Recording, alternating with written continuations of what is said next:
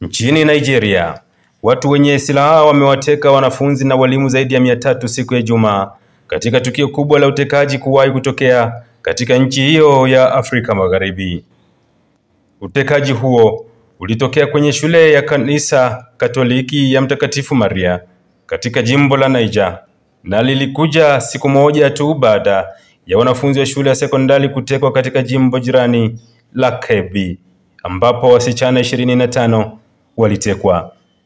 Muungano wa dini ya Kikristo nchini Nigeria imesema wanafunzi 303 na walimu 12 katika shule ya Mtakatifu Maria, ikiwa ni nusu ya wanafunzi katika shule hiyo. Kutokana na matukio hayo ya utekaji nyara na mashambulio dhidi ya shule, mamlaka katika majimbo jirani ya Katsina na Plateau imeagiza kufungwa kwa shule zote kama tahadhari kuzuia utekaji. Hata hivyo, serikali ya Nigeria haijatoa taarifa yoyote kuhusu idadi ya wanafunzi na walimu waliotekwa, huku gavana wa Niger, Mohammed Omar Bago, akisema maafisa wa usalama wanafanya kinachowezekana kuwatafuta wale wote waliotekwa.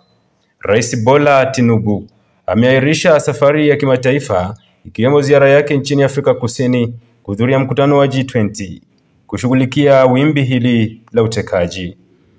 Matukio ya utekaji wa wanafunzi shule ikiwemo shambulio dhidi ya kanisa magharibi mwa Nigeria yameongezeka tangu rais wa Marekani Donald Trump kutishia kuchukua hatua za kijeshi kukabiliana na kile alichokiita kama mauaji ya Wakristo nchini Nigeria yanayotekelezwa na wapiganaji wa Kiislamu wenye itikadi kali.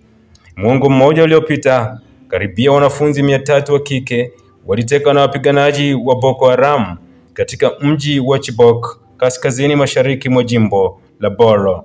Baadhi ya wasichana hao hawajapatikana hadi sasa. Hii ni taarifa kutoka huko Nigeria, ambapo watu wenye silaha wamewateka wanafunzi na walimu zaidi ya 300 siku ya Ijumaa katika tukio kubwa la utekaji kuwahi kutokea katika nchi hiyo ya Afrika Kusini, huku RFI ikisema wanafunzi na walimu 315 wametekwa nchini Nigeria. Na hii ni ripoti kutoka huko Nigeria.